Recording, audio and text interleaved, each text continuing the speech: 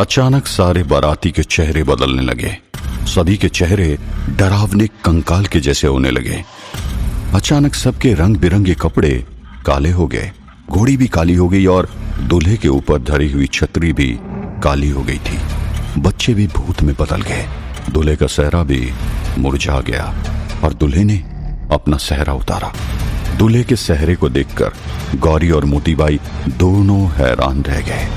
गौरी एकदम ही हैरान होते हुए बोली, ये तो सुजान भैया हैं। मोतीबाई ने भी कहा, हाँ ये तो सुजान से है, लेकिन ये यहां पर कैसे पहुंचा? दोनों कुछ समझ सके उससे पहले सुजान, जो इस वक्त दुल्हा था, उसने जोर से चिल्लाते हुए कहा, बर्बाद कर दो इस नामाकुल गांव को। ये कहते ही उसके सारे बाराती, जो अब पूरी तरह से भूत बन चुके थे, अचानक से वहां से गांव वालों की तरफ भागने लगे। कुछ बाराती हवा में उड़कर गांव के घरों की तरफ आने लगे। सारे गांव के लोग, जो अपनी अपनी खिड़कियों में से ये सब देख रहे थे, जोरों से चिल्लाने लगे। सबने अपनी अपनी खिड़कियां बंद कर ली।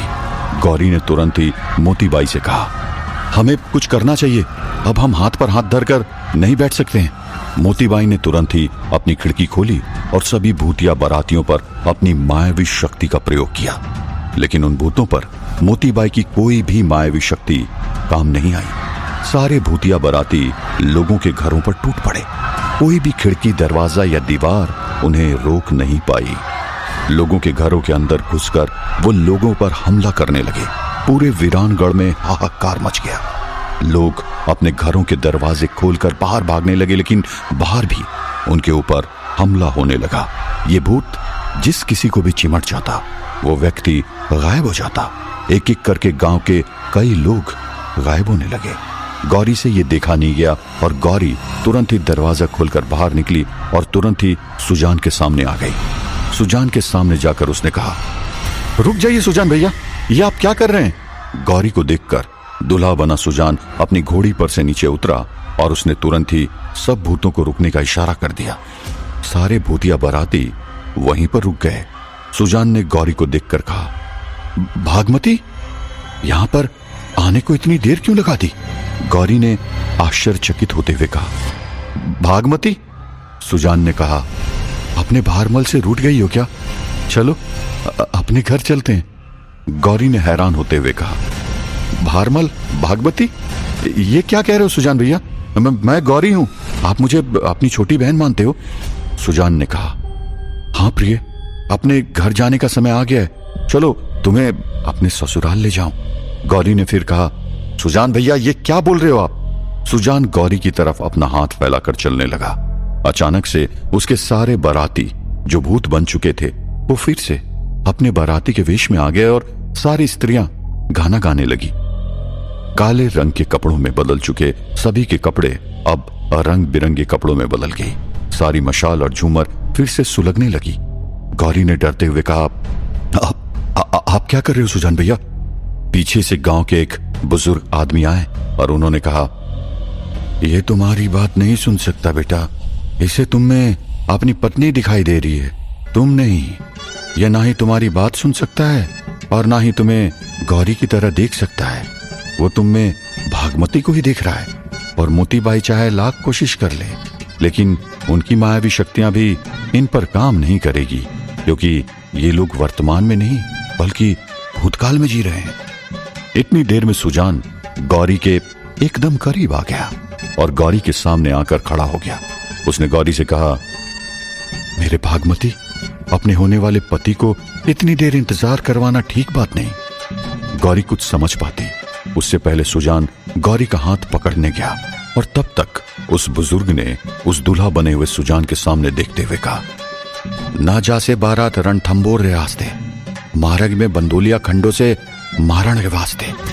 ये सुनते ही अचानक सारे बाराती चिल्लाने लगे। सुजान के मुंह के अंदर से एकाएक काला धुआं बाहर निकला और सुजान वहीं पर गिर पड़ा और अचानक सारे बाराती अपने घोड़ी समेत गायब हो गए।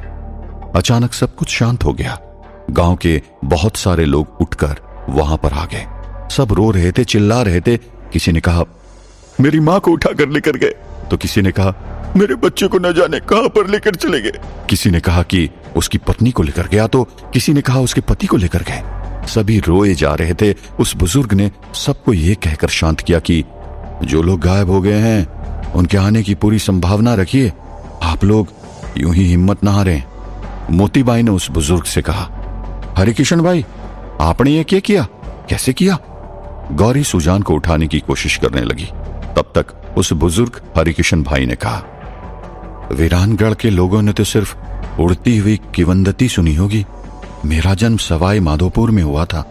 30 साल की उम्र तक मैं वहीं था, लेकिन उसके बाद किसी काम से वीरानगढ़ आना हुआ और फिर यहां से मैं कभी गया ही नहीं। सवाई माधोपुर में यह कथा बहुत ही प्रचलित है। आज से करीब 300 साल पहले सवाई माधोपुर में भारमल नाम का सेठ था। वो इतना अमीर था कि खुद महाराजा भी उनकी आर्थिक सहायता लिया करते थे। वैसे तो इनका परिवार बहुत ही अमीर था, लेकिन भारमल खुद बड़ा ही रंगीन मिजाज का आदमी था। वो 40 साल का हुआ तब तक 17 शादी कर चुका था और अपनी 18वीं शादी पिपलाद गांव के एक पुजारी की बेटी भागमती से करने का निर्णय लिया था। लेकिन भागमती किसी और से प्यार करती थी। नवचंडी के मेले में भारमल ने भागमती को उसके प्रेमी के साथ देख लिया था। भारमल ने धोखे से भागमती के प्रेमी को अगवा करके कहीं दूर भिजवा दिया था और वो रणथंबोर के जंगल के रास्ते पिपलाद गांव जाने के लिए निकला। लेकिन रास्ते में रात होने पर वो रुका नहीं और जंगल के रास्ते आगे बढ़ने लगा।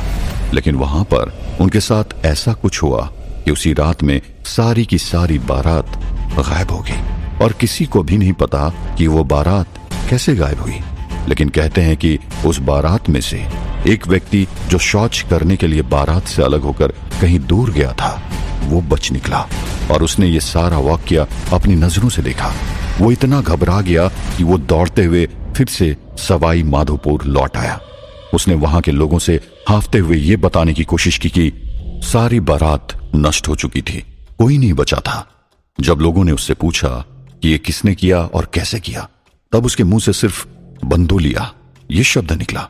वो आगे कुछ कहने जाए उससे पहले उसे न जाने क्या हुआ और उसकी मृत्यु हो गई। उस घटना के कुछ ही दिनों के बाद हर साल में एक बार 15 रातें रणथंबोर के जंगल में वो बारात दिखाई देने लगी और जो भी उसकी चपेट में आता वो गायब हो जाता।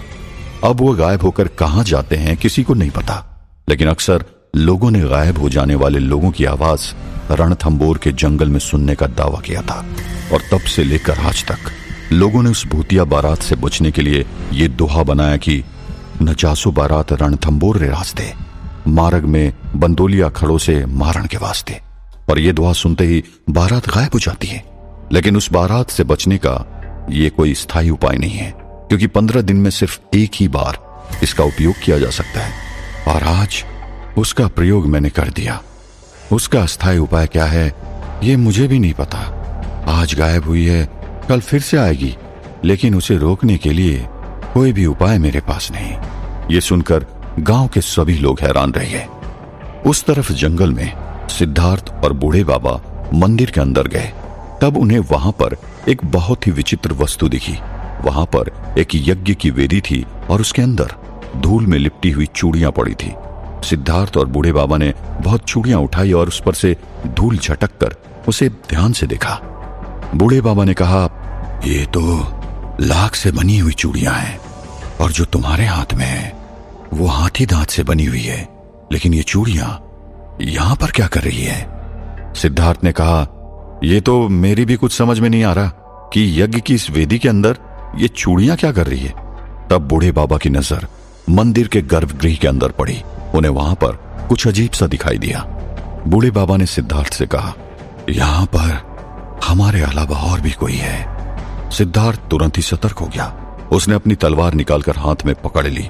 बूढ़े बाबा ने तुरंत ही चुटकी बजाई और उनके अंगूठे पर एक लौ जलने लगी, जिससे थोड़ा प्रकाश होने लगा।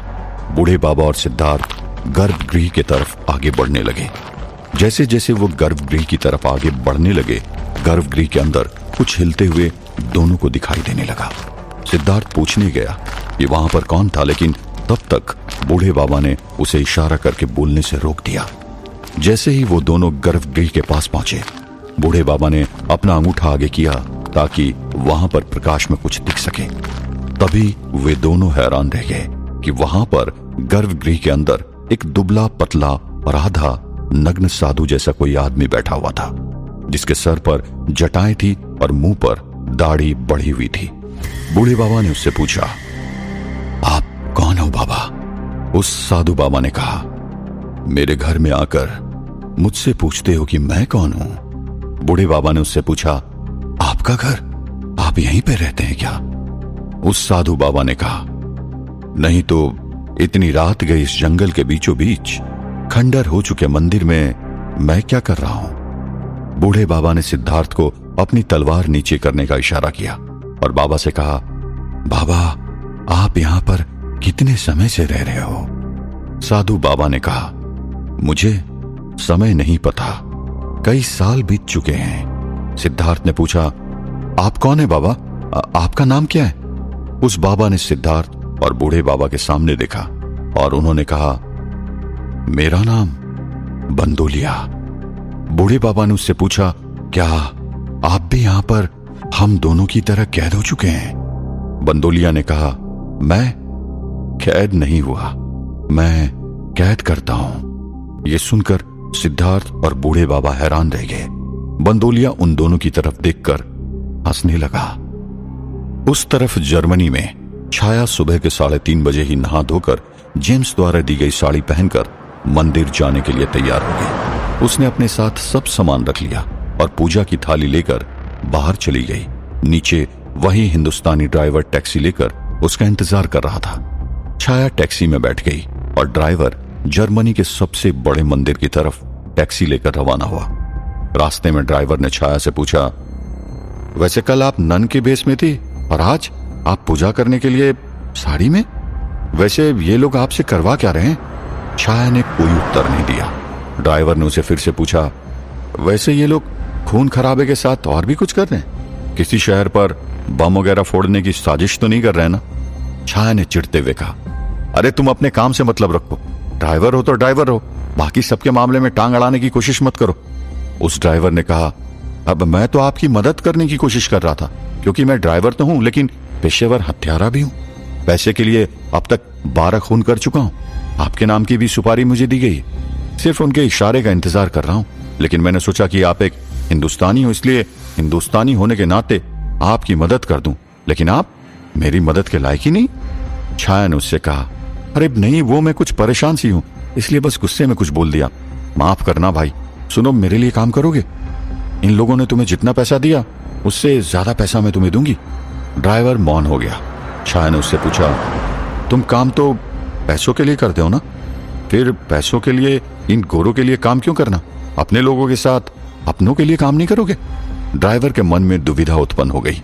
छाया ने उससे पूछा, वैसे तुम्हारा नाम क्या है और कहाँ के रहने वाले हो?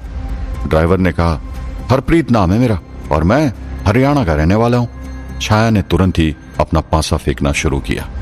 उसने कहा, अरे मैं भी तो हरियाणा से ही हूं, बस वहां पर रह नहीं रही हूं, इसलिए मेरा लहजा वैसा नहीं, लेकिन मैं हरियाणा के करनाल से तो हूं।